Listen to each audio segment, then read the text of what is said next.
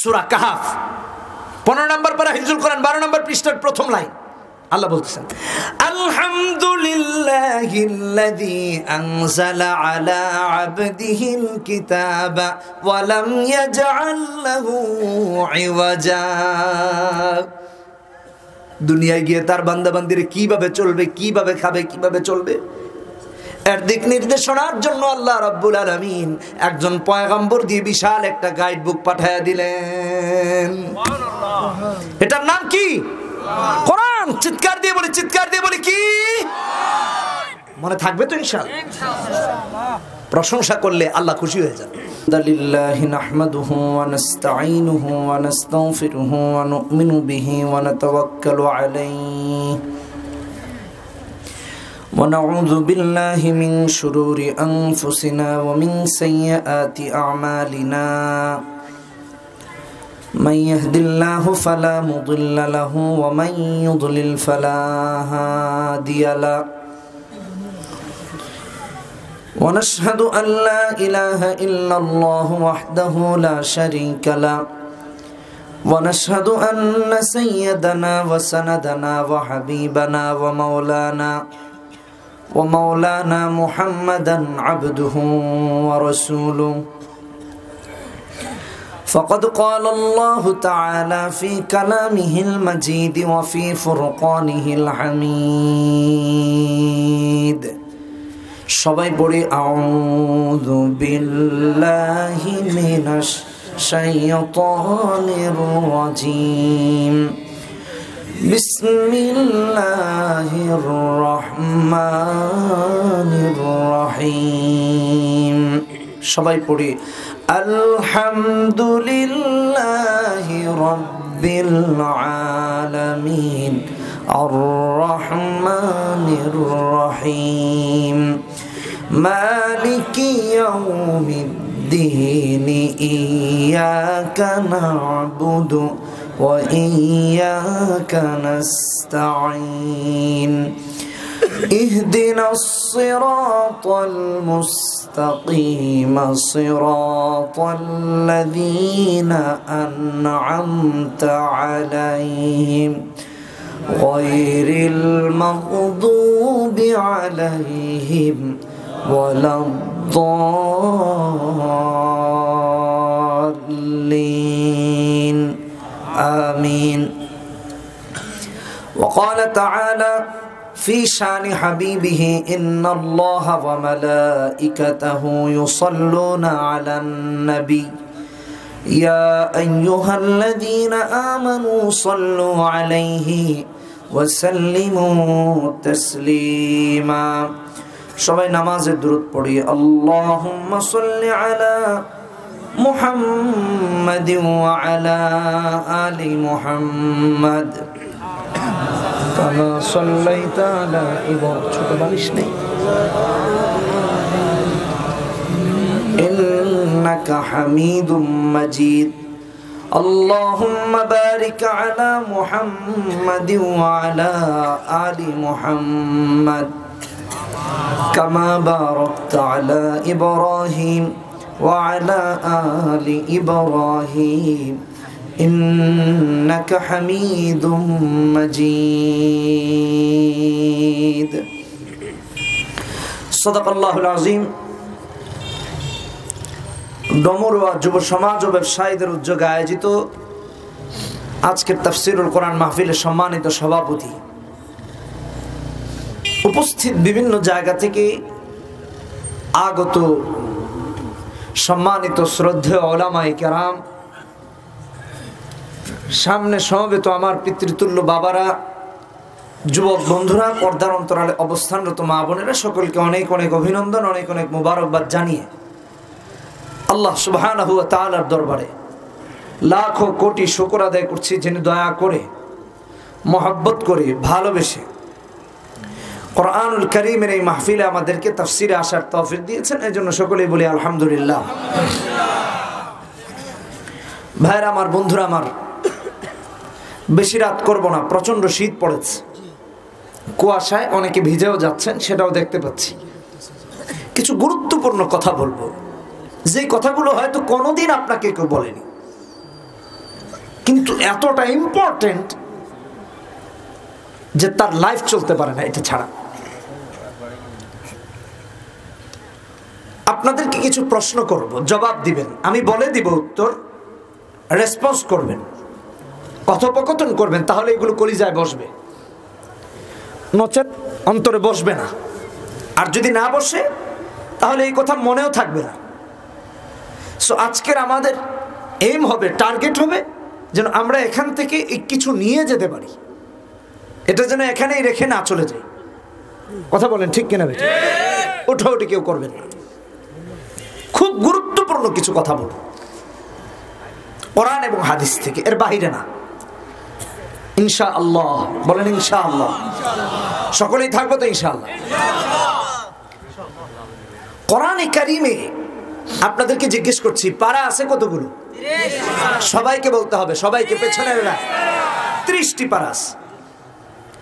তাহলে 1 নাম্বার, কোরআনে কারিমে পারা আছে 30টি। এই 30টি পারার মধ্যে যে সূরাটি তেলাওয়াত করলাম, এই সূরাটি কোরআনের প্রথম পারার প্রথমেই আছে।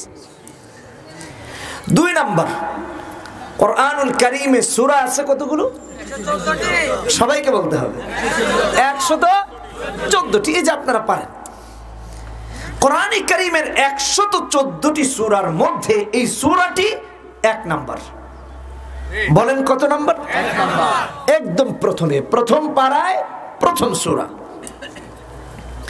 2 নাম্বার, কোরআনুল কারিমের যতগুলো সূরা আছে পুরো কোরআন ব্যাপী সমস্ত সূরাগুলো মাক্কি অথবা মাদানী, 2টি ভাগে বিভক্ত। এই সূরাটি হলো মাক্কি, সূরাতুল ফাতিহা মাক্কিয়া, এটা মক্কায় অবতীর্ণ হয়েছে।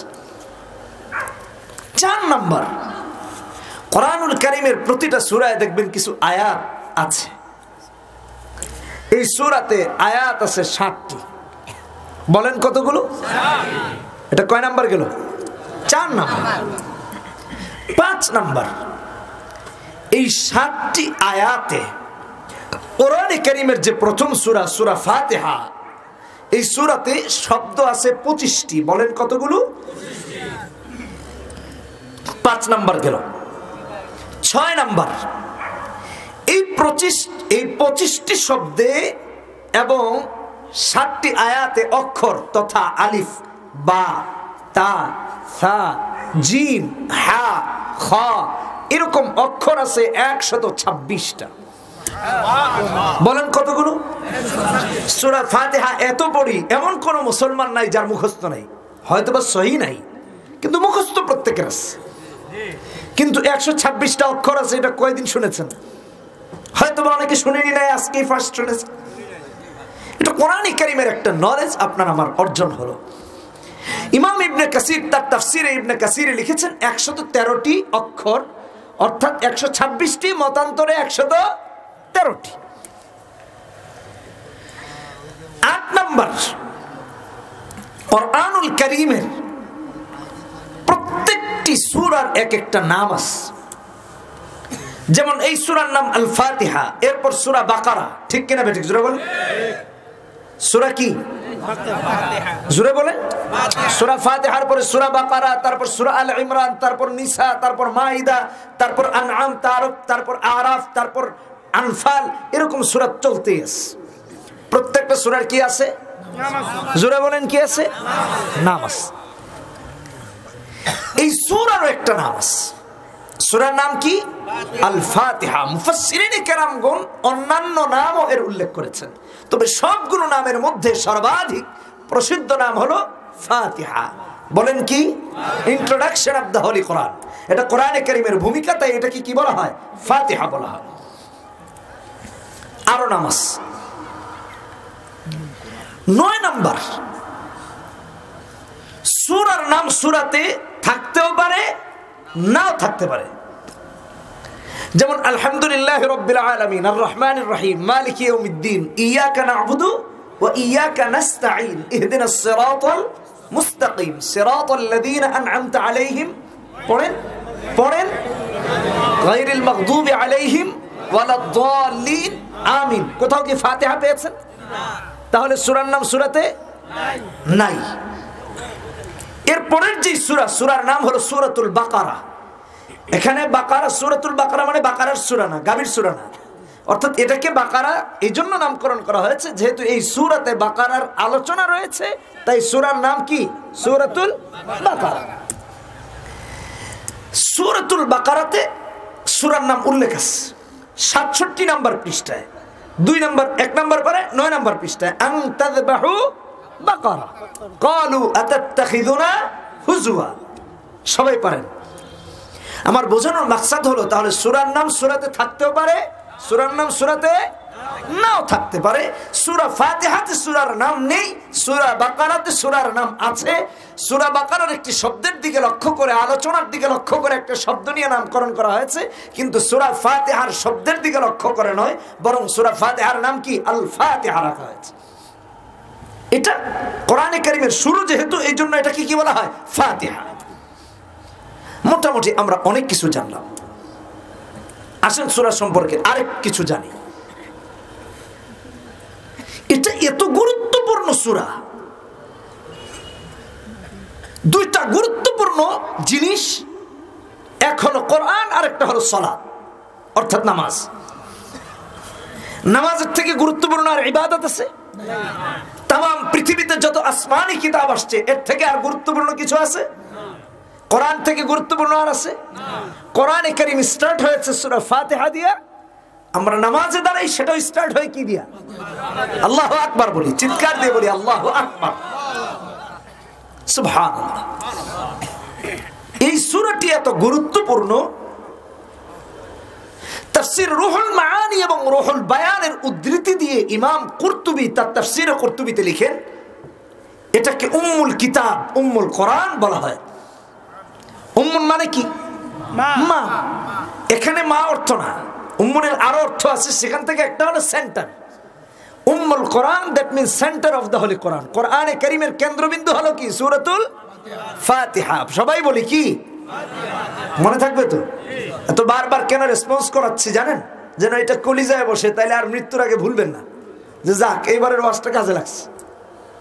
ইনশাআল্লাহ নামাজে দাঁড়ালে আপনার এগুলো মনে হবে, দোকানের দিকে খেয়াল যাবে না। ঠিক কিনা বেঠিক জোরে বলে? কেন এটাকে উম্মুল কোরআন বা উম্মুল কিতাব বা আসাসুল কোরআন বলা হলো? এটা কেন সেন্টার হলো? বোঝার জন্য বলতেছি।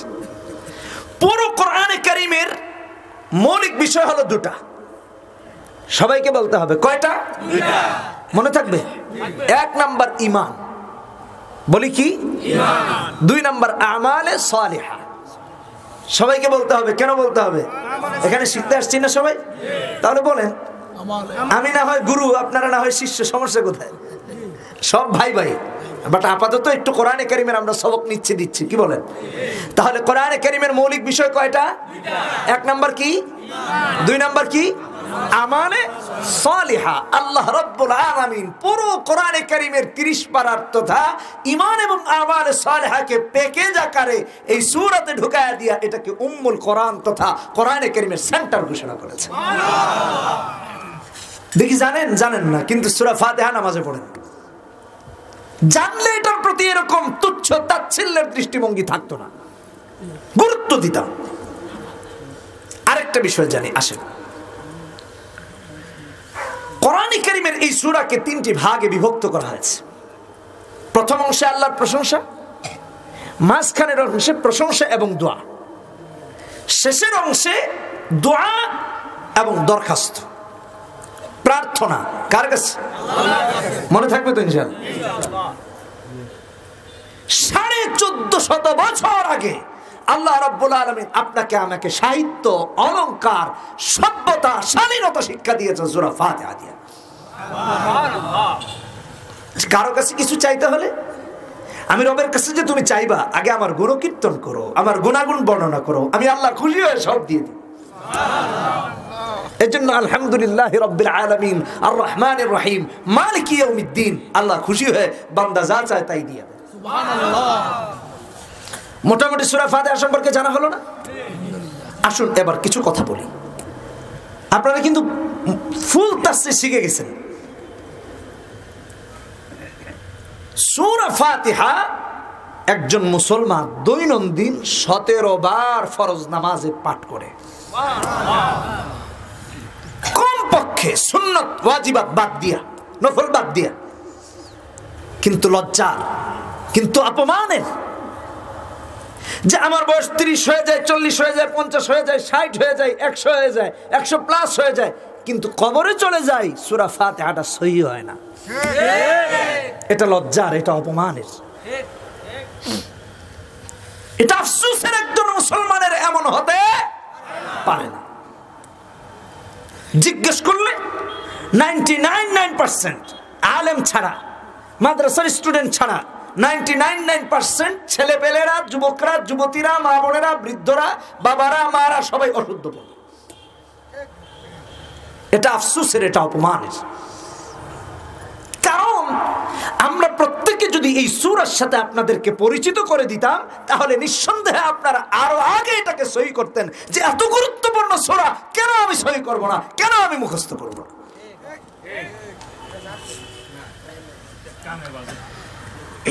আপনাদেরকে মুসলিম শরীফের একটা হাদিস শোনাই, বুখারীর একটা হাদিস শোনাবো, তিরমিজির একটা হাদিস শোনাবো। আগে তিরমিজির হাদিসটা শুনে এই সূরাটা কি।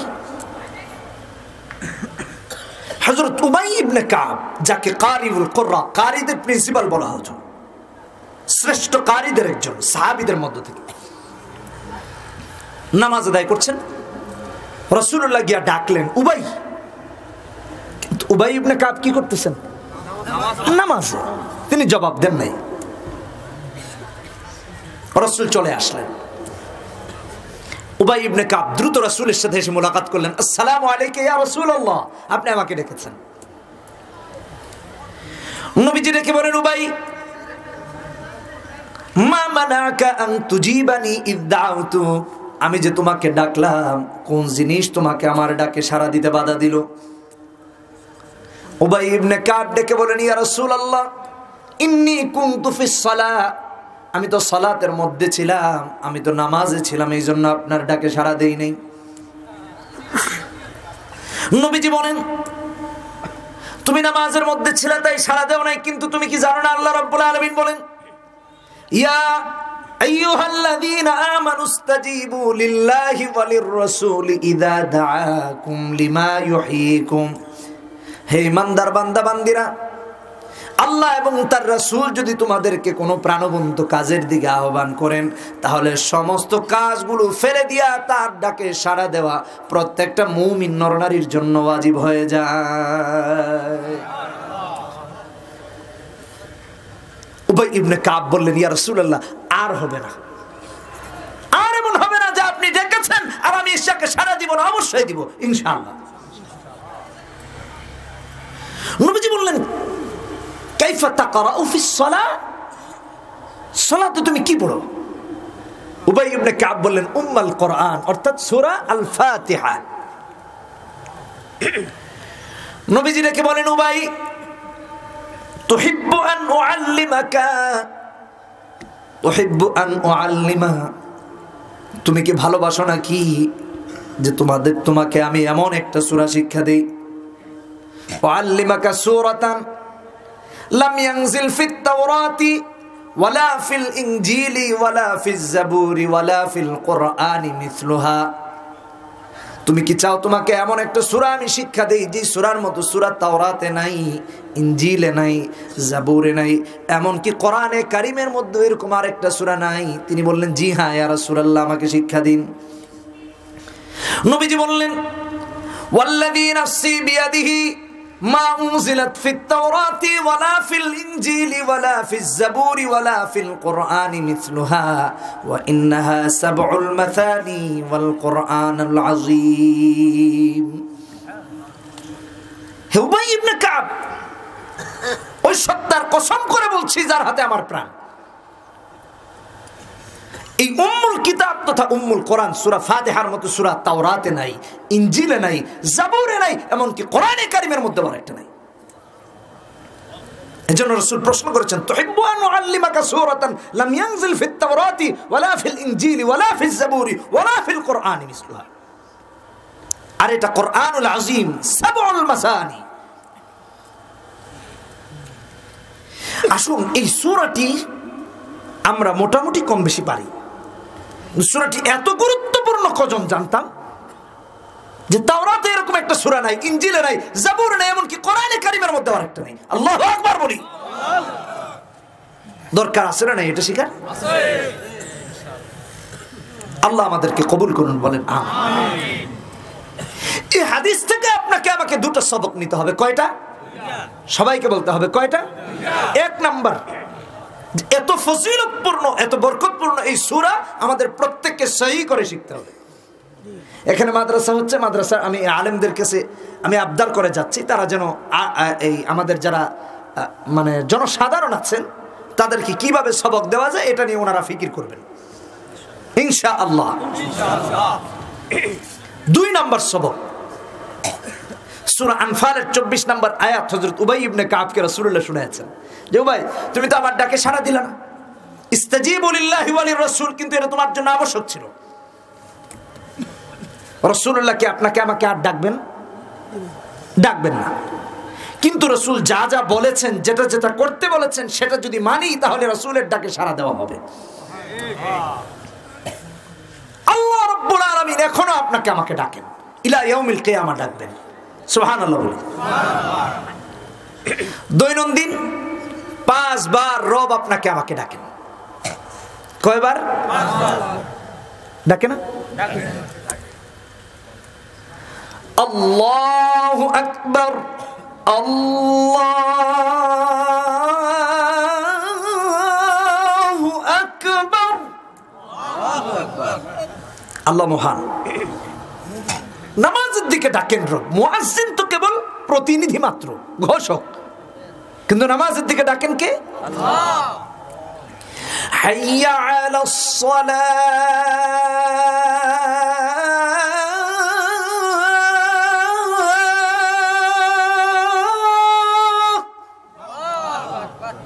আসো নামাজের দিকে।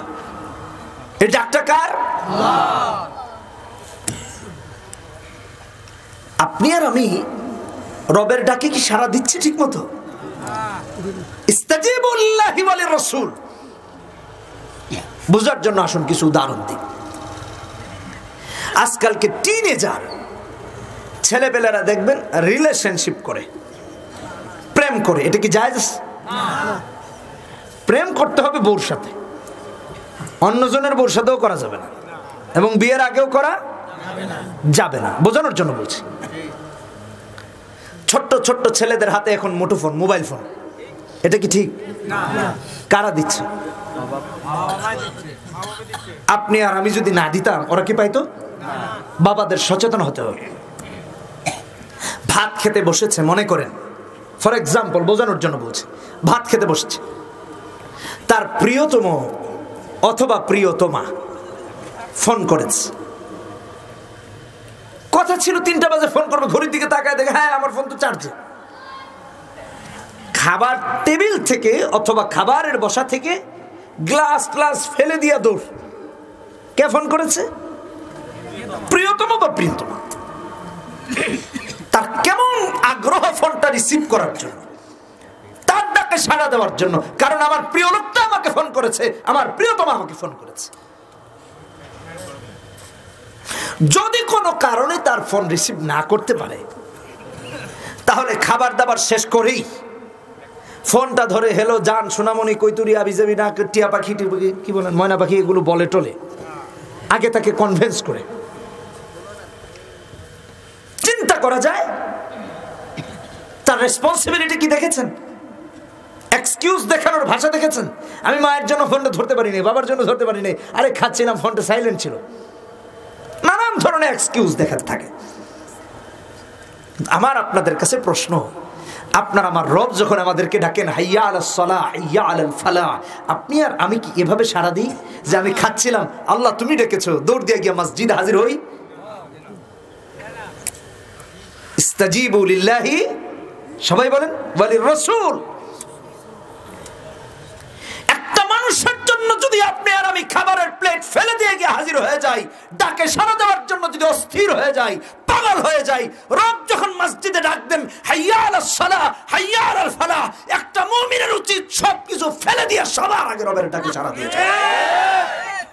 এটা সবব। একদিনও আপনি আর আমি এইভাবে চিন্তা করিনি। নয়তো রবের ডাকে সাড়া দিয়ে সবার আগে গিয়ে মসজিদে হাজির হতাম। কারণ ডাকছেন রব, পৃথিবীর সব থেকে ভালোবাসি রবকে। কোন মানুষের ভালোবাসা তার সাথে চলে না। আল্লাহ কবুল করুন, বলেন আমিন। সূরাটি সম্পর্কে আরো জানিয়ে আসুন। বুখারীর একটা হাদিস আপনাদেরকে শোনাই। আবু সাঈদ খুদরি রাদিয়াল্লাহু তাআলা আনহু থেকে বর্ণিত, তিনি বলছেন, কুন্না ফি মাসিরিল লানা ফানাযালনা ফাজাআত জারিয়াতুন ফাকালাত ইন্না সাইয়্যিদাল হায়্যি সালীমুন। বন্ধুরা আমার লক্ষ্য করুন, হযরত আবু সাঈদ খুদরি বলেন, আমরা একটি সফরে ছিলাম, এক জায়গায় যখন অবস্থান করলাম, একটা মহিলা অথবা মেয়ে দৌড়ে দৌড়ে আমাদের কাছে হাজির হয়ে গেল। এসে বলছে, ইন্না সাইয়্যিদাল হায়্যি সালীমুন। আমাদের ঘরের পুরুষ লোকেরা বাহিরে গেছে, কেউ ঘরে নাই। এমত অবস্থায় আমাদের যিনি গোত্রের লিডার, যিনি আমাদের সর্দার, তাকে সাপে দংশন করেছে, সাপে কেটেছে। পুরুষ লোকগুলো যদি বাহিরে নাই, যেহেতু এই জন্য আমরা পেরেশানের মধ্যে আসি। তোমাদের মধ্যে কি এমন কেউ আছো নাকি যিনি ঝাড়ফুঁক করতে পারো? একটু ঝাড়ফুঁক করে দিবা। আল্লাহর নবীর একজন সাহাবী ওই মেয়ের সঙ্গে সঙ্গে চলে গেলেন, যে আমাকে নিয়ে চলো। তিনি ওখানে চলে গিয়ে হাজির।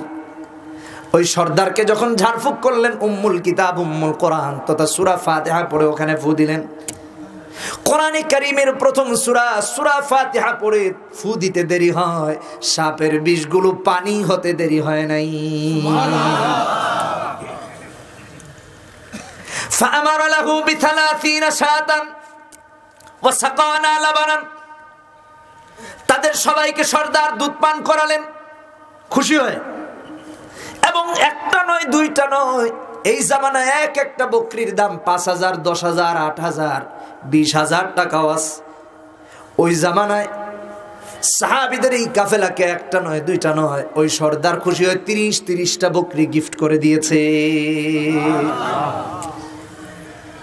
সাহাবী যখন কাফেলায় আসলেন, অন্যান্য সাহাবীরা বলতে লাগলেন, তুমি কি ঝাড়ফুঁক করতে পারো নাকি? কি করে তুমি ঝাড়ফুঁকটা করলা?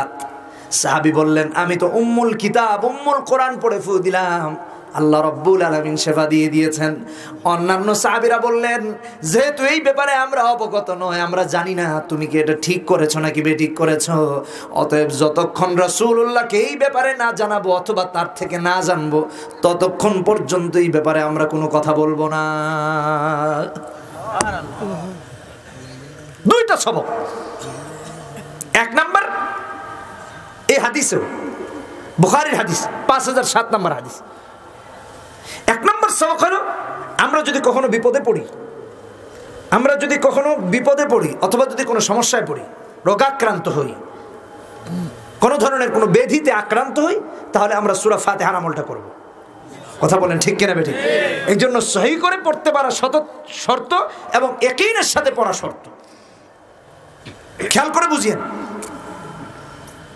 সাহাবীদের কাফেলা রাসূলের কাছে গিয়েছে, গিয়ে বলতেছে, ইয়া রাসূলুল্লাহ, আমাদের সাথে আপনার এক সাহাবী তিনি এই করেছেন। যে রাসূলুল্লাহ বললেন, সে কি করে জানে এটা দিয়ে ঝাড়ফুঁক করা যায়? না, তোমরা বন্টন করে নিয়ে যাও, আমি রাসূলের জন্য একটা রেখে যাও। সুবহানাল্লাহ। তার মানে এটা বৈধ ছিল, অবৈধ নয়, এটা জায়েজ, উত্তম। সুবহানাল্লাহ। এক নাম্বার, আমরা যদি বিপদে পড়ি এটা দিয়ে আমরা ঝাড়ফুঁক করতে পারি।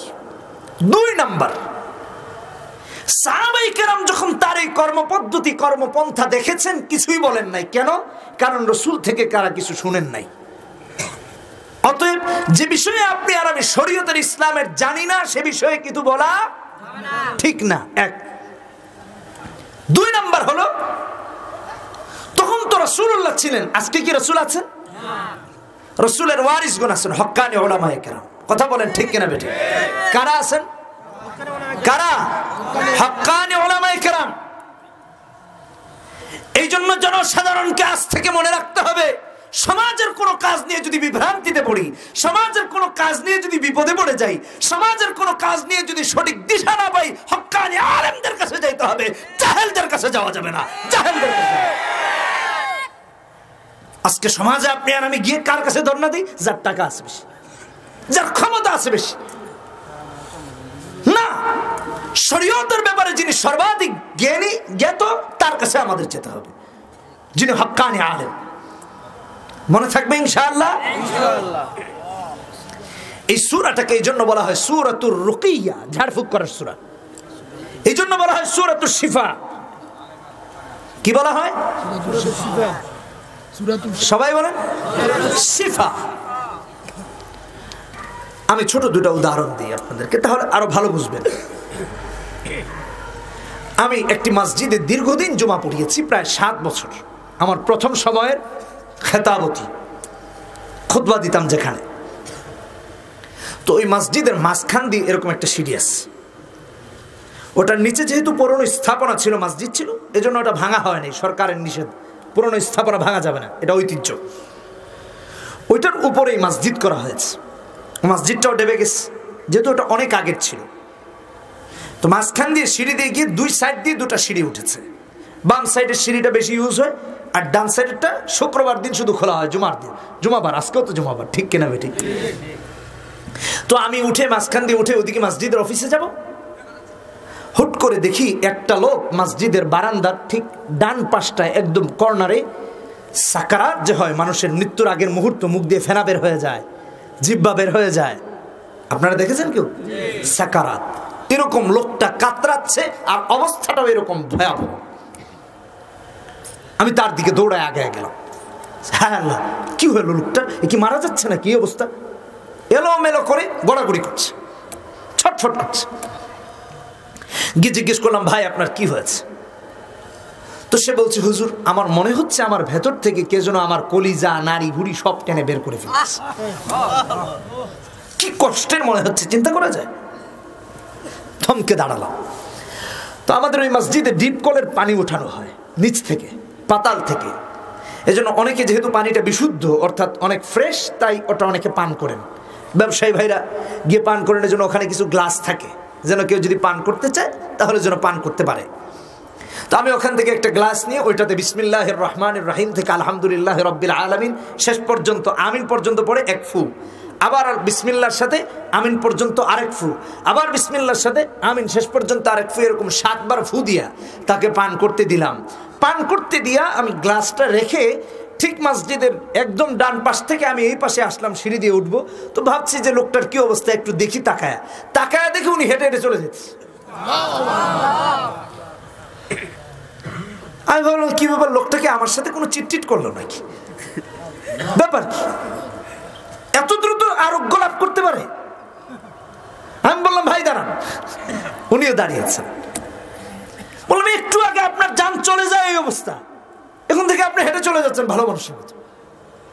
বলতেছে, হুজুর আপনি পানি দিলেন না কি দিলেন জানি না, কিন্তু এই পানির সাথে মনে হলো আমার জানটা আমার ভিতরে গেল। আল্লাহু আকবার, চিৎকার দিয়ে বলি আল্লাহু আকবার। এই জন্য এই সূরা কি? শিফা। হুজুরা বলেন কি? আজ এরা অমুক বাবা তমুক বাবার কাছে যান, সূরা ফাতিহা শিখেন ভালো করে, সই করে নিজের ঘরেই মেডিকেল হয়ে যাবে। ঠিক করে ঠিক করে। এত সুন্দর কথা আর রাসূলের হাদিস দিয়া এটাকে প্রমাণিত করে দিয়েছে, সন্দেহের কোনো অবকাশ নাই। আমার ব্যক্তিগত মন্তব্যও করি নেই। আসেন আরেকটা উদাহরণ শোনাই।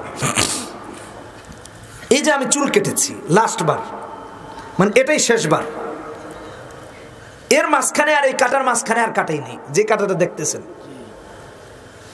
এটা এই জুমার আগের জুমার রাতে, বৃহস্পতিবার দিবাগত রাত। তো এক ভদ্রলোক সনাতন ধর্মী, তিনি আমাদের চুল কাটেন।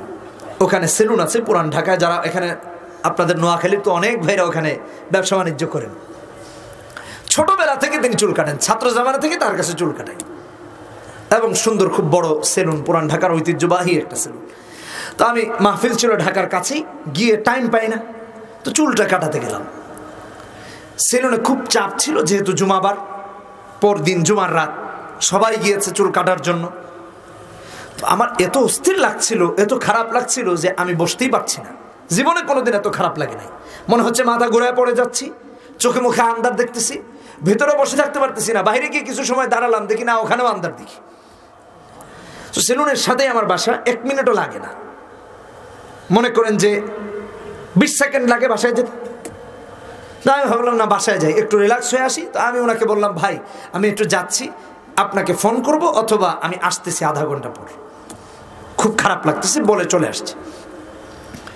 বাসায় এসে আমার মনে হলো, আরে ঔষধ তো আছেই, সূরা ফাতিহা। আম্মুকে বললাম, আম্মু এক গ্লাস পানি দাও। তো আম্মু এক গ্লাসের থেকে একটু কম পানি দিয়েছেন। পানিতে সূরা ফাতিহা একবার পূর্ণ ইয়াকিন এবং ইখলাস এবং রাসূলের এই হাদিসের কথা মনে করে একাগ্রতার সাথে একনিষ্ঠভাবে পরে ফু দিয়া খাইলাম। আমি নিজে এর রাত সাক্ষী, কসম করে বললে আলহামদুলিল্লাহ, কাফারা লাগবে না। এত অস্থিরতা, এত অশান্তি, চোখে মুখে আন্দার দেখা সঙ্গে সঙ্গে বন্ধ হয়ে গেছে। এই পানিটা পান করার পরেই আমি গিয়ে চুল কাটেছি। আমার জীবনের লাইফের দুটি এই মারাত্মক ঘটনা থেকে এই সূরার প্রতি এবং এই হাদিসের প্রতি, এই সূরার আমলের প্রতি এতটাই ইয়াকিন এসেছে যে আল্লাহু আকবার, কসম করে বললে কাফারা দিতে হবে না। এর থেকে বড় আর ঔষধ নাই পৃথিবীর। কিন্তু আপনি আর আমি জানি না, কারণ এই সূরার এত গুরুত্ব, এত গুরুত্ব, এত মহত্ব, এত ফজিলত। আসেন আরেকটু শুনাই। মুসলিম শরীফের একটা হাদিস আপনাদেরকে শুনাই, 1913 নম্বর হাদিস। জিবরিল আমিন এবং রাসূলুল্লাহ সামনাসামনি বসা। এই ওঠাউঠি করা যাবে না, এই খোকারা বসো। জিবরিল আমিন এবং রাসূলুল্লাহ মুখোমুখি বসা সাল্লাল্লাহু আলাইহি ওয়াসাল্লাম। হঠাৎ করে আকাশে বিকট শব্দ হলো। আল্লাহর নবী আসমানের দিকে তাকালেন, জিবরাইল আসমানের দিকে তাকালেন। জিবরাইল ডেকে বলেন, ইয়া রাসূলুল্লাহ, হাদা বাবুম মিনাস সামা। এই যে আওয়াজ হলো, এটা আসমানের একটা দরজা। ফুতিহাল ইয়াউম লাম ইফতাহ কাত্তুন ইল্লাল ইয়াউম। এই দরজাটা আজকেই খোলা হয়েছে, এর আগে আর কোনোদিন আসমানের এই দরজাটা খোলা হয় নাই। ওখান থেকে একজন ফেরেশতা এসেছেন, রাসূলকে সালাম দিলেন এবং বললেন, আবশির বিনুরাইন, হে আল্লাহর নবী, আপনি দুটি নূর গ্রহণ করেন। এর এক নাম্বার হলো সূরা ফাতিহা, আর 2 নাম্বার হলো সূরা বাকারার শেষ দুটি আয়াত, 285 এবং 286 নাম্বার আয়াত। রাসূলুল্লাহ গ্রহণ করলেন। ফেরেশতার সঙ্গে হযরত জিবরাইল পরিচয় করায় দেন, ইয়া রাসূলুল্লাহ, হাদা মালাক, ইনি একজন ফেরেশতা। নাযালা ইলাল আরদ, দুনিয়াতে আসছেন আজকেই। লাম ইয়ানজিল কাত্তুন ইল্লাল ইয়াউম, আজকের পূর্বে আর কোনোদিন তিনি দুনিয়ায় আসেন নাই। অতঃপর ফেরেশতা ডেকে বলেন, ইয়া রাসূলুল্লাহ, আপনাকে যে দুটি নূর দেওয়া হলো, এই দুটি নূর আল্লাহ রাব্বুল আলামিন শুধু আপনাকেই দিয়েছেন, আপনার পূর্ববর্তী আর কোন নবী রাসূলগণকে এই নূর দুটি দেওয়া হয় নাই। সূরা ফাতিহার কি পার্সোনালিটি, কি মহত্ব! এমন একজন, এই নূর এমন একজন ফেরেশতা নিয়ে আসছেন যিনি দুনিয়ার আগে আসেননি, দুনিয়ার আলো বাতাস তাকে এর আগে স্পর্শ করেনি। আসমানের এমন দরজা দিয়ে নিয়ে পৃথিবীতে আসছেন যে দরজা এর আগে খুলেইনি। আল্লাহু আকবার। আর ফেরেশতা এসে বলতেছেন, ইয়া রাসূলুল্লাহ, আপনাকে যে দুটি নূর আল্লাহ দিলেন, এটা পূর্বের কোন নবী রাসূলগণকেও, এটা জানার দরকার আছে না নাই? জোরে বলেন, আছে না নাই? তাহলে আপনি আর আমি জানি সহি করে পড়তে পারি না। দুটা নূরের একটা নূর হলো আলহামদুলিল্লাহি রাব্বিল আলামিন আর রহমানির রহিম। আলহামদুলিল্লাহি রাব্বিল আলামিন আর রহমানির রহিম মালিকি ইয়াউমিদ্দিন ইয়্যাকা না'বুদু ওয়া ইয়্যাকা নাস্তাঈন اهدنا الصراط المستقيم صراط الذين أنعمت عليهم غير المغضوب عليهم ولا الضالين।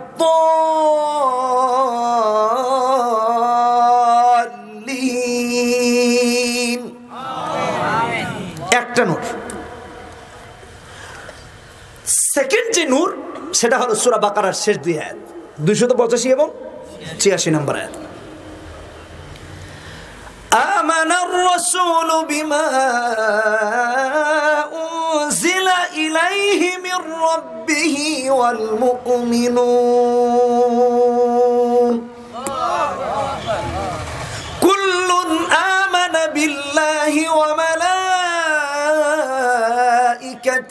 وكتبه ورسله لا نفرق بين أحد من رسله وقالوا سمعنا وأطعنا غفرانك ربنا وإليك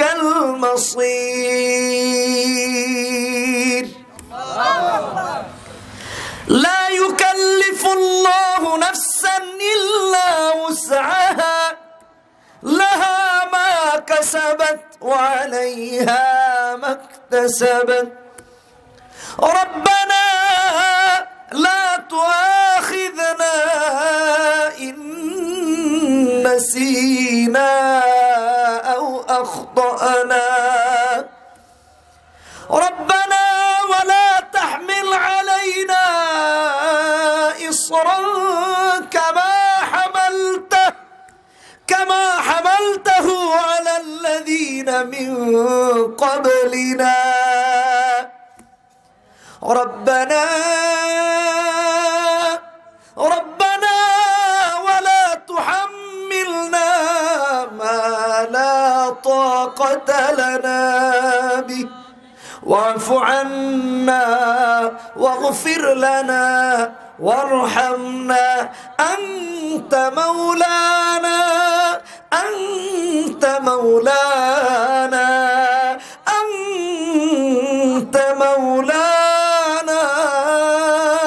فانصرنا على القوم الكافرين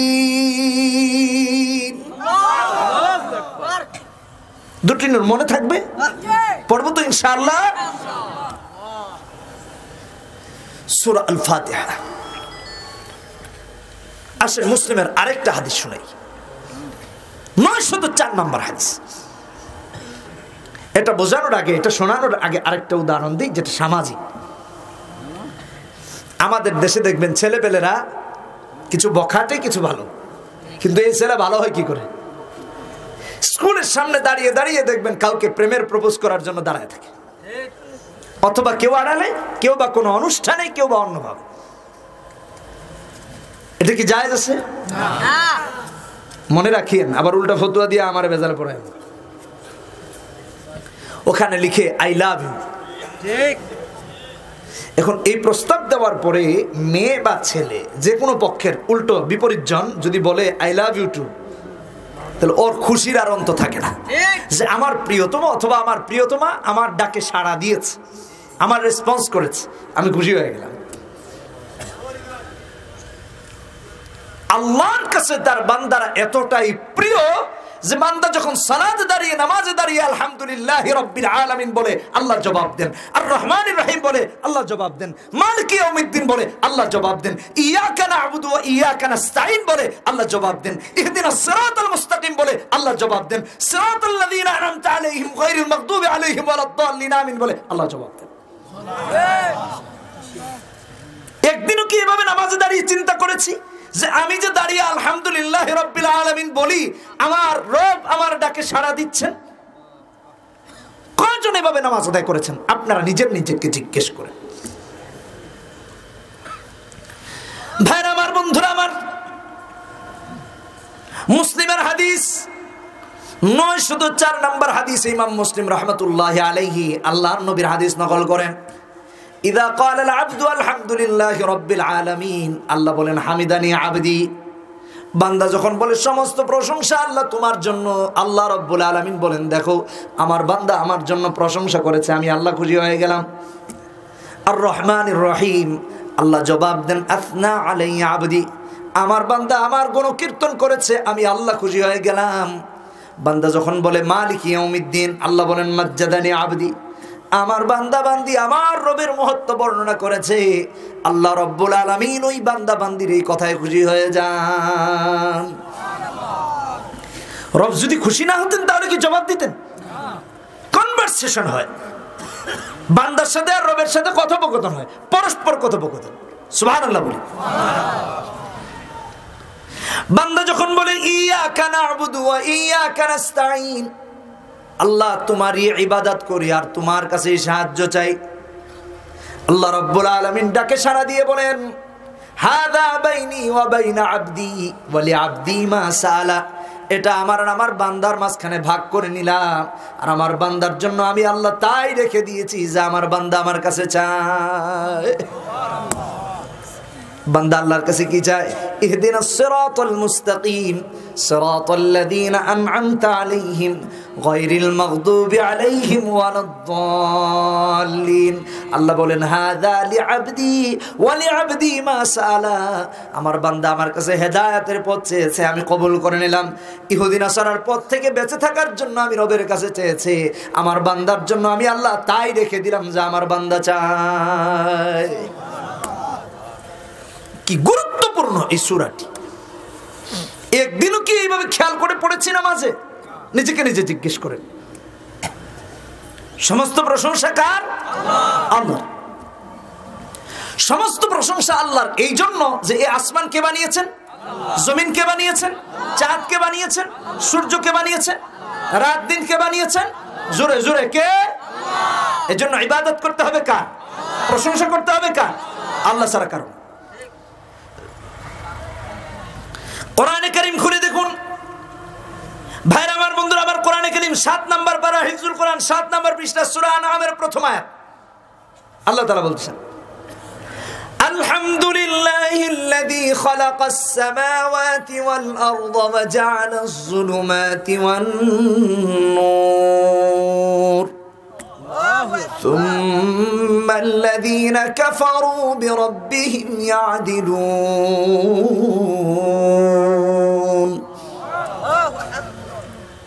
সমস্ত প্রশংসা আল্লাহর, এই জন্য তিনি আসমান বানিয়েছেন, তিনি জমিন বানিয়েছেন, আবার রাতও বানিয়েছেন, দিনও বানিয়েছেন।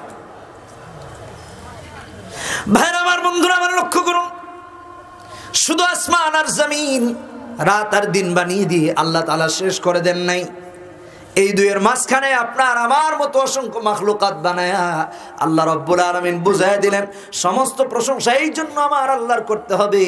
আমি কোনো সন্তান নেই নাই, আমিও কারো সন্তান নয়, কিন্তু মা ছাড়া বাবা ছাড়া আবার উভয় ছাড়া আমি আল্লাহ রাব্বুল আলামিন তোমাদের এক এক করে এই দুনিয়ার মধ্যে সৃষ্টি করে রেখে দিলাম।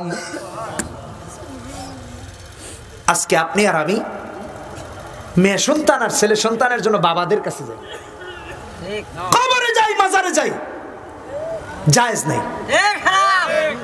সন্তান দেন কে? আল্লাহ। এর জন্য প্রশংসা করতে হবে কার? আল্লাহর। হযরত ইব্রাহিম আলাইহিস সালাতু সালাম দোয়া শিখিয়ে দিয়েছেন আপনাকে। আমাদের ছেলে সন্তান মেয়ে সন্তান হলে আমরা প্রথমেই বলি এটাকে ইঞ্জিনিয়ার বানাবো, ডাক্তার বানাবো, মানে যত ইসলাম বিদ্বেষী চাহিদা আছে সবটাই আগে বলি। কথা বলেন ঠিক কিনা বেঠিক?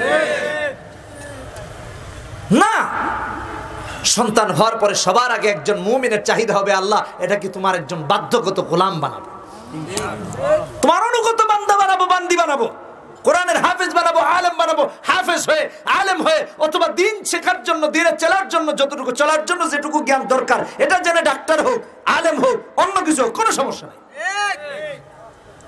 এটা করি না আপনি আর। এই জন্য আল্লাহ রাব্বুল আলামিন বলেন, কোরআনে কারীম খুলে দেখেন 13 নম্বর পারা হিফজুল কোরআন 19 নম্বর পৃষ্ঠা, সূরার নাম হলো সূরা ইব্রাহিম, 39 নম্বর আয়াত আল্লাহ তাআলা শিখিয়ে দিতেছেন ওয়াকাল আলহামদুলিল্লাহিল্লাযী আনজালা আলা আবদিহিল কিতাব ওয়া লাম ইয়াজআল লাহু ইওয়াজা। আলহামদুলিল্লাহিল্লাযী ওয়াহাবা লি আলাল কিবারি ইসমাঈল ওয়া ইসহাক। দুঃখিত, অন্যদিকে চলে গেছে।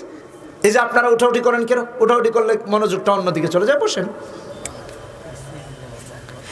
আলহামদুলিল্লাহিল্লাযী ওয়াহাবা লি আলাল কিবারি ইসমাঈল ওয়া ইসহাক ইন্না রাব্বী লাসামিউদ দুআ। সমস্ত প্রশংসা হয় আল্লাহ যিনি বার্ধক্য আমাকে ইসমাঈল এবং ইসহাককে দান করেছেন। ইব্রাহিম আলাইহিস সালাম এরকম দোয়া আপনাকে আমাকে শিখিয়ে দিয়েছেন। অতএব অন্য কারো প্রশংসা হবে না। আপনাকে আমাকে বানিয়ে আল্লাহ তাআলা আবার জানান দিচ্ছেন যে আমি রব কিন্তু কোনো সন্তান গ্রহণ করিনি, আর তোমরা আমারও সন্তান নও। কোরআনে কারীম খুলে দেখেন 11 নম্বর পৃষ্ঠা 15 নম্বর পারা হিফজুল কোরআন শেষ লাইন, সূরার শেষ আয়াত 111 নম্বর আয়াত, সূরা বনী ইসরাঈলের। وقل الحمد لله الذي لم يتخذ ولدا ولم يكن له شريك في الملك ولم يكن له ولي من الذل وكبره تكبيرا সমস্ত প্রশংসা এই জন্য আল্লাহ রাব্বুল আলামিনের হবে যে তিনি কোনো সন্তান ধারণ করেন নাই, তিনিও কারো সন্তান নন। এ আল্লাহ তাআলা আপনাকে আমাকে সৃষ্টি করেছেন, এরকম সৃষ্টি আর দুনিয়ার কেউ করতে পারে না, একমাত্র আল্লাহ করেছেন। এই জন্য দুনিয়ার পরকালের সমস্ত প্রশংসা হবে কার? মনে থাকবে, প্রশংসা করলে আল্লাহ খুশি হয়ে যান। সুবহানাল্লাহ বলি। আপনাকে বানিয়েছেন, আমাকে বানিয়েছেন, আসমান বানিয়েছেন, জমিন বানিয়েছেন, এর মাঝখানে আপনি আর আমি কিভাবে চলবো এই জন্য কোরআনে কারিমও দিয়েছেন। সূরা কাহফ 15 নম্বর পারা হিজরুল কোরআন 12 নম্বর পৃষ্ঠার প্রথম লাইন আল্লাহ বলতেছেন, আলহামদুলিল্লাহিল্লাযী আনজালা আলা আবদিহিল কিতাবা ওয়া লাম ইয়াজআল লাহু ইওয়াজা। দুনিয়ায় গিয়ে তার বান্দাবান্দিরা কিভাবে চলবে, কিভাবে খাবে, কিভাবে চলবে, এর দিক নির্দেশনার জন্য আল্লাহ রাব্বুল আলামিন একজন পয়গম্বর দিয়ে বিশাল একটা গাইড বুক পাঠায়া দিলেন। এটার নাম কি? কোরআন। চিৎকার দিয়ে বলি, চিৎকার দিয়ে বলি কি? মনে থাকবে তো ইনশাআল্লাহ। প্রশংসা করলে আল্লাহ খুশি হয়ে যান। ছোট্ট একটা হাদিস আপনাদের শোনাই, রাসূলুল্লাহর হাদিস, 3933 নম্বর হাদিস, ইবনে মাজার হাদিস। আল্লাহর নবী বলেন, আন্না আবদাম মিন ইবাদিল্লাহ ক্বালা ইয়া রাব্বি লাকাল হামদু কামা ইয়ানবাগি লিজালালি ওয়াজহিকা ওয়া আযীমি সুলতানিক। আল্লাহর এক বান্দা বলেছে, ইয়া রাব্বি লাকাল হামদু কামা ইয়ানবাগি লিজালালি ওয়াজহিকা ওয়া আযীমি সুলতানিক। আল্লাহ প্রশংসা করেছে। নেক আমল নামায় যে সমস্ত ফেরেশতাগণ লিখবেন তারা অস্থির হয়ে গেছেন, এত সুন্দর প্রশংসার বাণী আল্লাহর ব্যাপারে আর কোনোদিনও শুনি নাই। কি লিখবো তার আমল নামায়? আল্লাহ পাকের শরণাপন্ন হলেন, হয়ে বলতেছেন, আল্লাহ তোমার এক বান্দা এত সুন্দর প্রশংসার বাণী তোমার জন্য করেছে যে এর আগে কোনোদিন শুনি নাই, তার আমল নামায় কি সওয়াব লিখবো? আল্লাহ রাব্বুল আলামিন কি জানেন না সে কি বলেছে? আল্লাহ বললেন, কি বলেছে আমাকে শোনাও। ফেরেশতারা ডেকে বলেছেন, ইয়া রাব্বি লাকাল হামদু কামা ইয়ানবাগি লিজালালি ওয়াজহিকা ওয়া আযীমি সুলতানিক। আল্লাহ রাব্বুল আলামিন বলেন, বান্দা যা বলেছে ঠিক হুবহু তাই তার আমল নামায় লিখে রেখে দাও। কিয়ামতে যখন আমার আল্লাহর সাথে তার মোলাকাত হবে, আমি আল্লাহ পার্সোনালি তাকে জাযা দিব। কোন সুবহানাল্লাহ। এত গুরুত্বপূর্ণ, কিন্তু আল্লাহর প্রশংসা করি না, সরকারের করি, মন্ত্রীর করি, এমপির করি, নেতার করি, বিরোধী দলের করি, টাকাওয়ালার করি, চেয়ারওয়ালার করি, ক্ষমতাওয়ালার। এটা সঠিক নয়। আল্লাহ কবুল করুন, বলেন আমিন। সমস্ত প্রশংসা কার? আল্লাহ।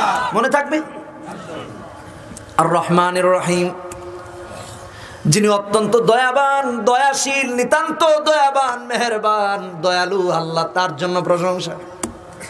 আর রহমান আর রহিম দুটার অর্থই দয়ালু, কিন্তু একটা আম, একটা হলো খাস।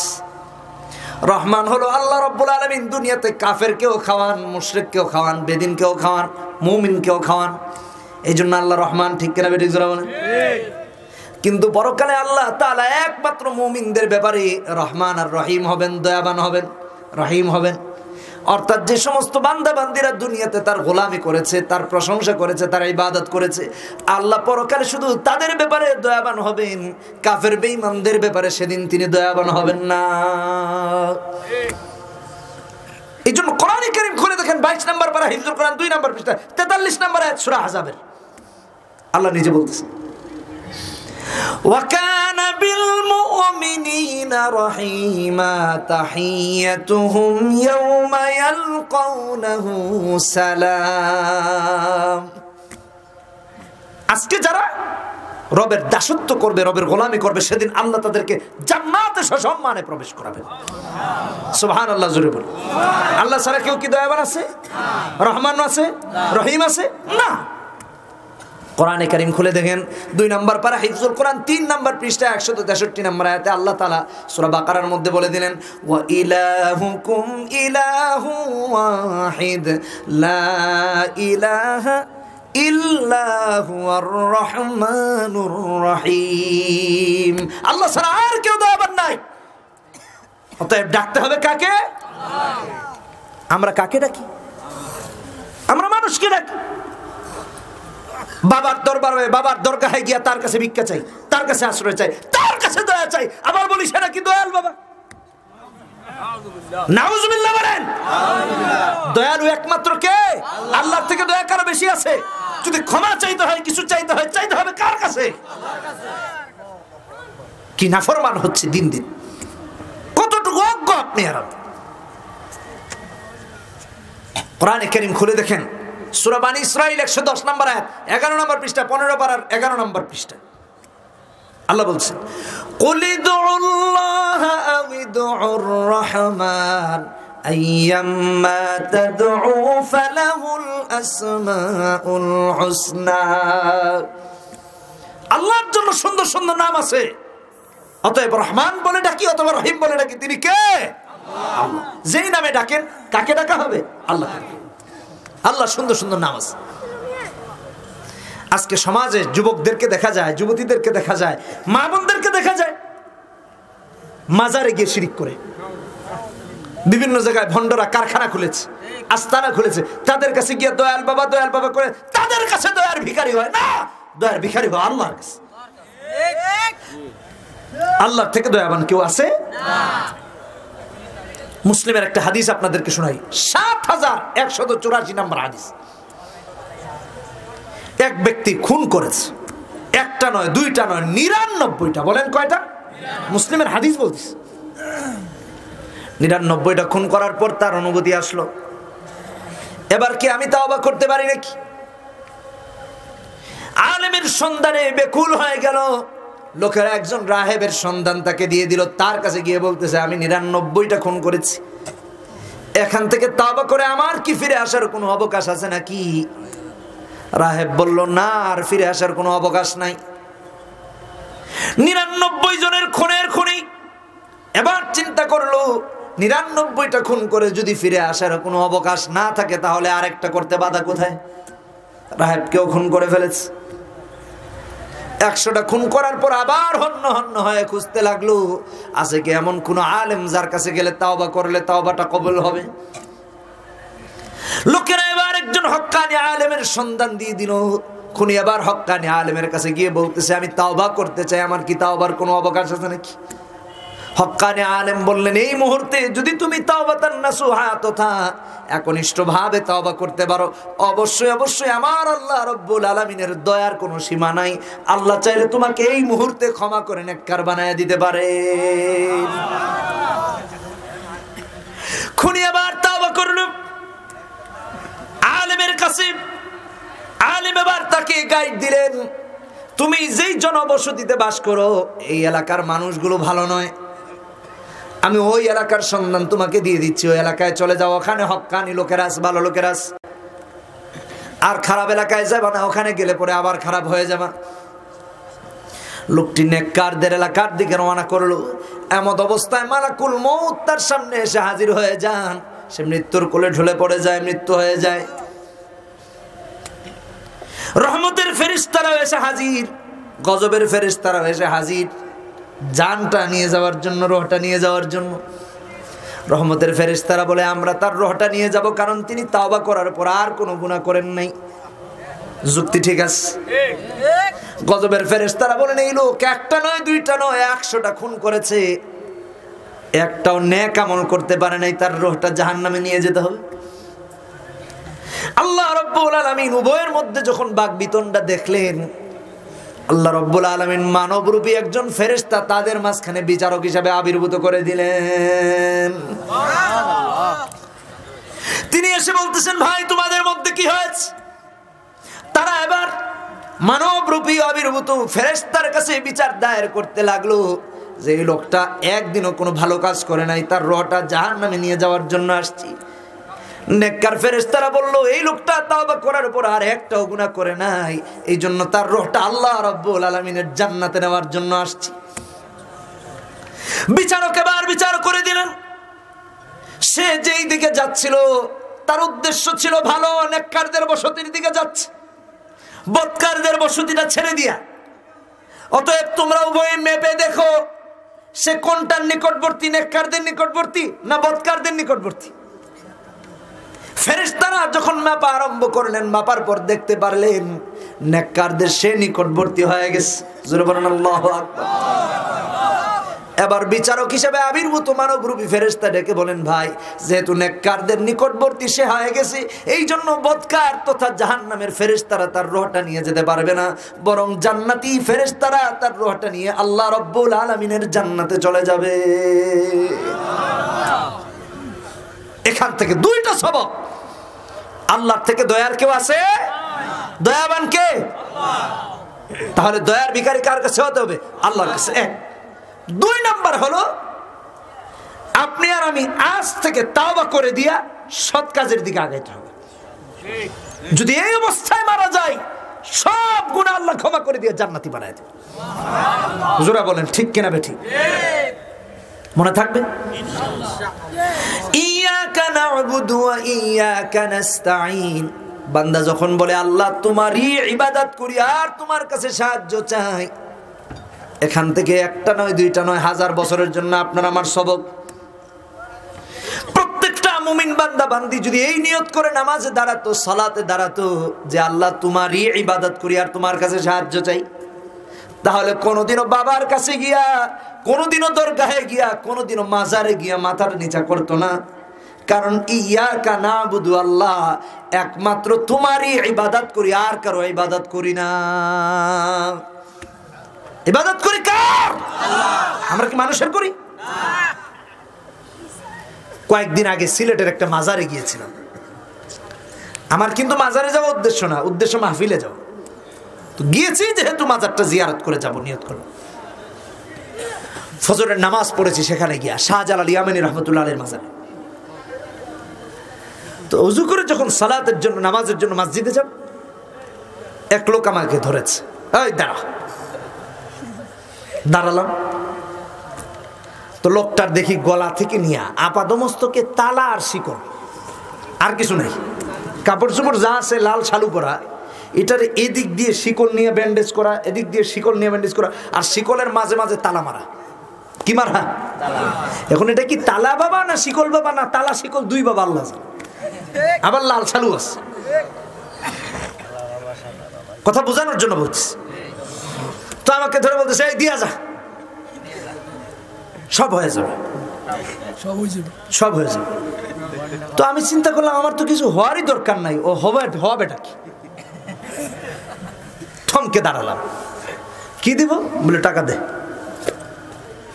টাকা কি ওর বাপের যে ও চাইলে দিব? যাই হোক, এটা মূল বিষয় না। তো আমি দাঁড়িয়ে আসছি, চিন্তা করলাম কোন দিকে যাব, কিন্তু দাঁড়িয়ে তাকে নিয়ে একটু গবেষণা করতেছিলাম। মাথার চুলের জট দেখে মনে হয় 12 বছরে শেষ 12 বছরে কোনোদিন গোসল করে নেই, কাটা তো দূরের কথা। শরীর থেকে যেই দুর্গন্ধ আসতেছে, তার জন্য মসজিদেও যাওয়ার মতো অবস্থা নাই। ফেরেশতারা দৌড়াবে ভেগে, না জানি মসজিদে কোন দুর্গন্ধটা এসেছে। আমার এটা দেখে মাথায় আসলো যে এমন ভাবে আমাকে ব্যারিকেড দিয়ে দাঁড়াইছে, এখান থেকে বের হওয়া তো মুশকিল, যদি আবার দৈরা দৈরা বসে তা তো আরেক মুশকিল, যাস কই দিয়া যা। তো আল্লাহ আমার মাথায় একটা বুদ্ধি দিলেন যে এক কাজ কর, তুই ওরে নামাজের জন্য ডাক দে। আমি বললাম দেই না দে এটা পরের কথা, চলেন নামাজটা পড়েছি। বিশ্বাস করেন নামাজের কথা বলতে দেরি, তার ভাগতে দেরি নেই। নামাজ বাদ দিয়ে কোনোদিন কেউ পীর হতে পারে? নামাজ বাদ দিয়ে কেউ কোনোদিন ওলি হতে পারে? এটা মনে রাখতে হবে। নামাজ ছাড়া যারা নিজেকে ওলি দাবি করে, সাব্যস্ত করে, নামাজ ছাড়া যারা নিজেকে মারিফতের দাবিদার মনে করে, শরীয়তের দাবিদার মনে করে, আমি বলি তুমি কি এত বড় বেয়াদব হয়ে গেছো যে তুমি রাসূলের বিরুদ্ধে আচরণ করছো? যদি রাসূলুল্লাহ নামাজ আদায়ের ভিতরে শান্তি তালাশ করেন, তাহলে সে কি তার চেয়ে বেশি শান্তিতে আছে নাকি? সে কি রাসূলের থেকে বড় হয়ে গেছে? সমাজের অলিতে গলিতে এদেরকে পাওয়া যায়, রাস্তার মোড়ে মোড়ে পাওয়া যায়, মাজারে পাওয়া যায়, বাইরে পাওয়া যায়। ঠিক কিনা বেঠিক জোরে বলেন? মুসলিম তরুণদেরকে, যুবকদেরকে আজ থেকে কঠিন হস্তে দমন করতে হবে। যেখানে সমস্ত ভণ্ডামি দেখা হবে, যেখানে শিরক দেখা হবে, সেখানেই প্রতিহত করতে হবে। ঠিক কিনা বেঠিক? আপনাকে আমাকে সচেতন হলে সমাজ মুক্তি পাবে এই সমস্ত শিরক থেকে। ঠিক কিনা বেঠিক? যুবকরা সমাজের এখন কান্ডারি হতে হবে। আপনাকে আমাকে কোরআন এবং সুন্নাহ অনুযায়ী ইসলামের দিকে আগাতে হবে। কথা বলেন ঠিক কিনা বেঠিক? আল্লাহ কবুল করুন, বলেন আমিন। ইয়াকা নাবুদু, ইবাদত তোমারই করি, আর কারো করি না। ইহদিনাস সিরাতাল মুস্তাকিম, আল্লাহর কাছে বান্দা চায়, হে আল্লাহ আপনি আমাকে সিরাতে মুস্তাকিমের পথ দেন। আপনাদের কাছে আমি জিজ্ঞেস করতে চাই, একটু খেয়াল করে শুনেন, আপনাদের কাছে আমি জিজ্ঞেস করতে চাই, জীবনে যতগুলো নামাজ আদায় করেছেন একদিনও কি এটা বুঝে বলেছেন যে ইহদিনাস সিরাতাল মুস্তাকিম অর্থ হলো, হে আল্লাহ আমি আপনার কাছে সিরাতে মুস্তাকিমের পথ চাচ্ছি, আপনি আমাকে দান করেন? এটা একদিনও বুঝে পড়েছেন? তাহলে কি করে পাবো? আমরা অনেকেই বলি, কেউ বলি অর্থ ছাড়া কোরআন পড়াই যাবে না, অর্থ বোঝা ছাড়া। এটা নিয়ে আমরা বাড়াবাড়ি করি। এটা বাড়াবাড়ি করতে গিয়ে বলি, অনেকে বলি উৎসাহিত যেন না হয়ে যায় যে অর্থ ছাড়া পড়লে সব হবে, এটা বলে যেন উৎসাহ না হয়ে যায়। বোঝারও তো তাকে সুযোগ করে দিতে হবে। নিঃসন্দেহে অর্থ না বুঝে পড়লেও সব হবে, কিন্তু এই কথা বলে উৎসাহ করতে পারি না, উৎসাহিত করতে পারি না, উৎসাহ দিতে পারি না যে তুই অর্থ ছাড়াই পড় সারা জীবন। অর্থ বুঝে পড়তে হবে, চেষ্টা করতে হবে। এই কারণে সূরা ফাতিহারও অর্থ বুঝি না। এটা দুঃখের, এটা আফসোসের, এটা লজ্জার। যদি একজন মুসলমান আল্লাহর সামনে দাঁড়ায় বিনয় অবনত চিত্তে ইহদিনাস সিরাতাল মুস্তাকিম একনিষ্ঠভাবে খুশু এবং খুজুর সাথে বলতো, আল্লাহ আপনি আমাদেরকে হেদায়েত দান করেন, হেদায়েতের পথে পরিচালিত করেন। বের হয়ে চুরি করতে পারতো না, বের হয়ে জেনা করতে পারতো না, বের হয়ে অন্যের হক নষ্ট করতে পারতো না, বের হয়ে মিথ্যা কথা বলতে পারতো না, বের হয়ে সুদ খেতে পারতো না, সুদ দিতে পারতো না, বের হয়ে ঘুষ খেতে পারতো না। আজকে বাংলাদেশে যেই জেনার আর ধর্ষণের যেই মহোৎসব চলতেছে, এটা কোনোদিনও করতে পারতো না। কিন্তু একদিনও বুঝে আপনি আর আমি পড়তে, এই জন্য আজকে এই সমস্যা।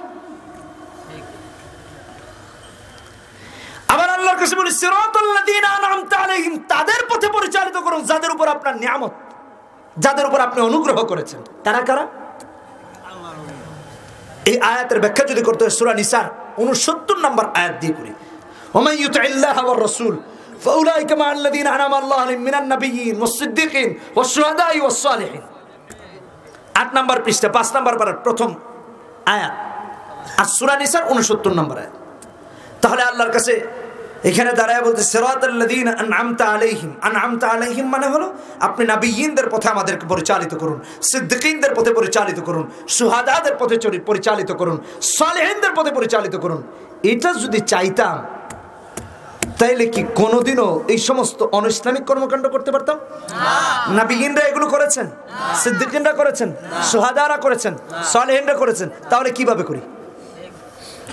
যদি এটা বুঝে একদিন সূরা ফাতিহাটা সহি করে নামাজে পড়তাম, তাহলে কোনোদিন আল্লাহর সামনে দাঁড়িয়ে প্রতারণা করতাম না, আর প্রতারিতও হতাম না।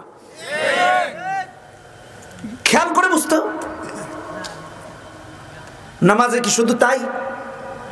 দাঁড়িয়ে আবার কি বলি, গায়রিল মাগদুবি আলাইহিম ওয়ালাদ-দাল্লিন, আল্লাহ যাদের উপর আপনি রাগান্বিত, ক্রোধ, ক্ষোভ, তাদের পথে পরিচালিত করিয়েন না, ইহুদিদের পথে চালায়েন না, দাল্লিন নাসারাদের পথে চালায়েন না।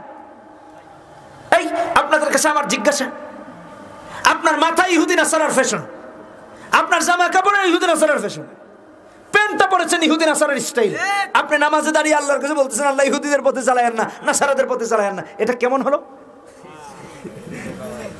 নামাজ তো বাসক তো পড়েই না, জুমার নামাজে যায়,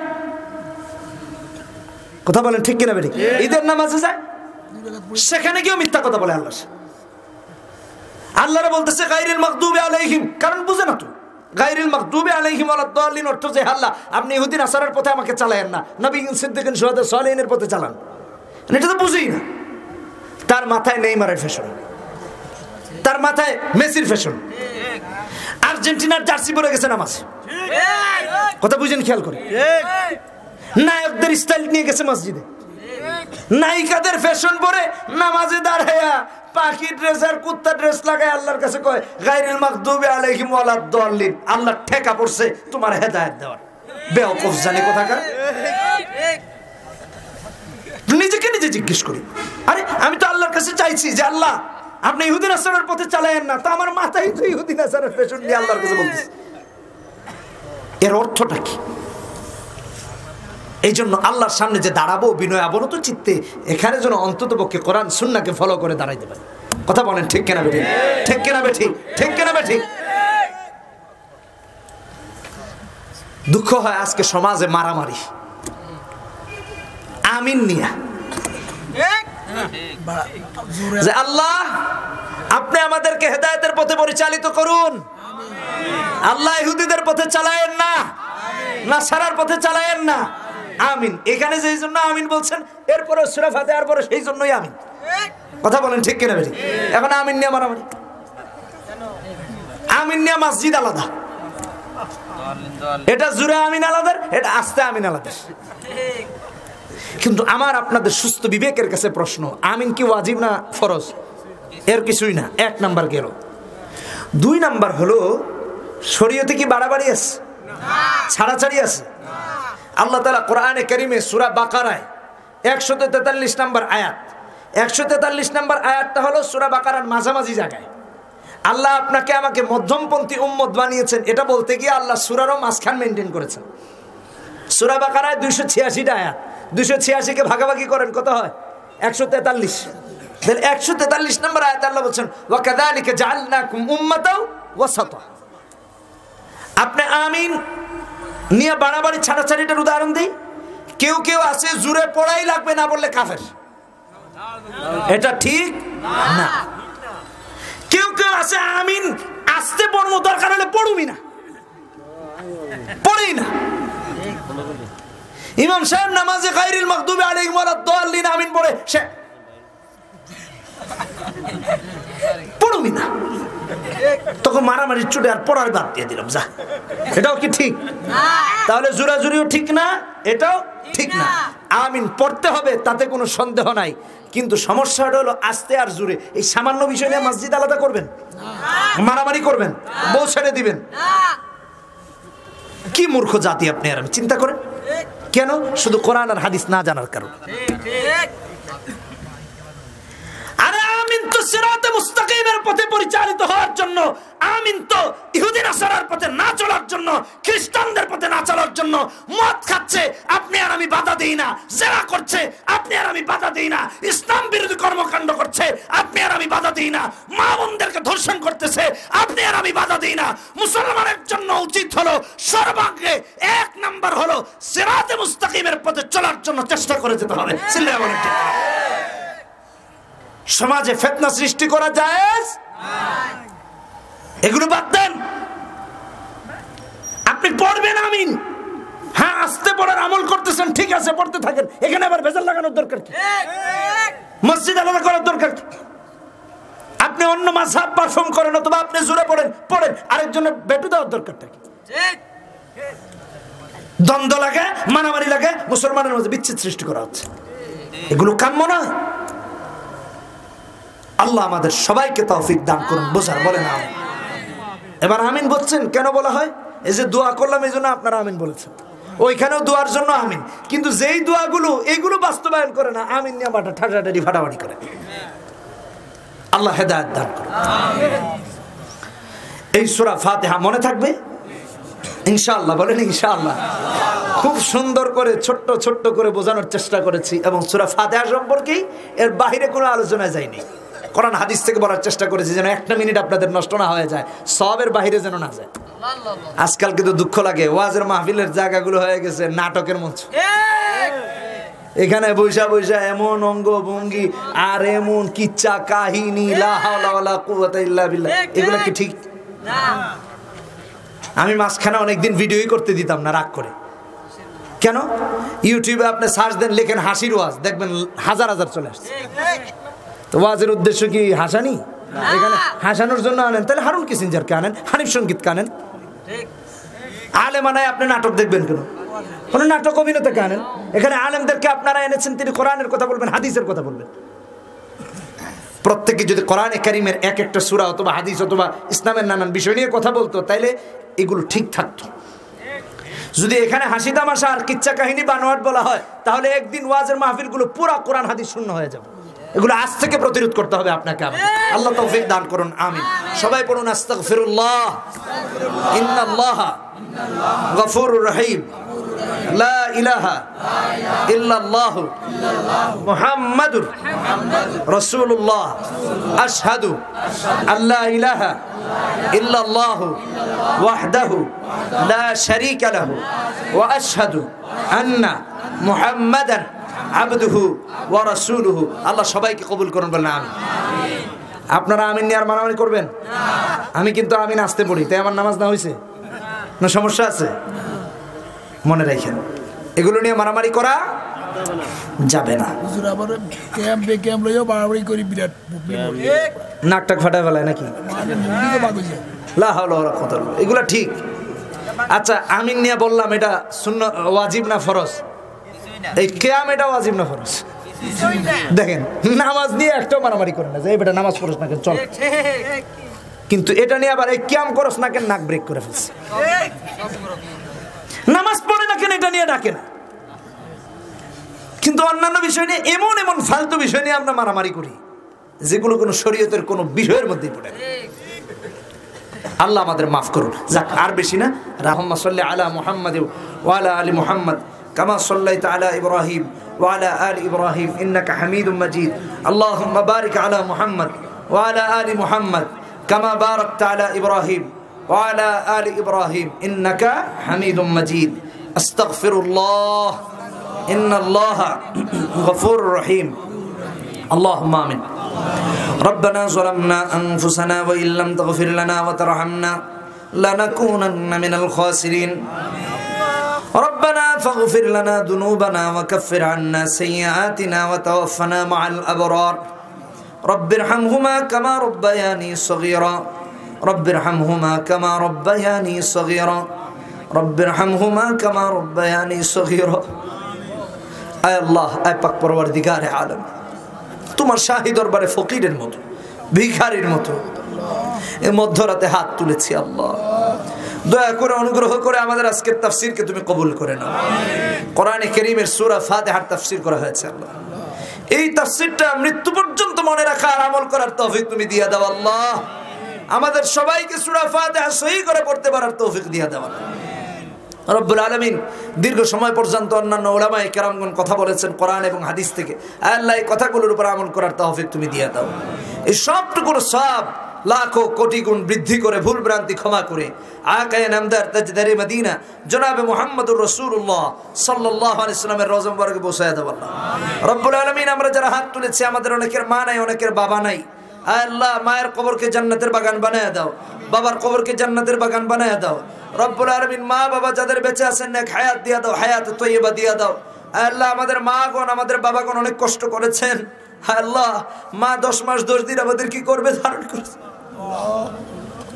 হামালাতু উম্মুহু ওয়াহানান আলা ওয়াহন হামালাতু উম্মুহু কুরহা ওয়া ওয়াদাতহু কুরহা।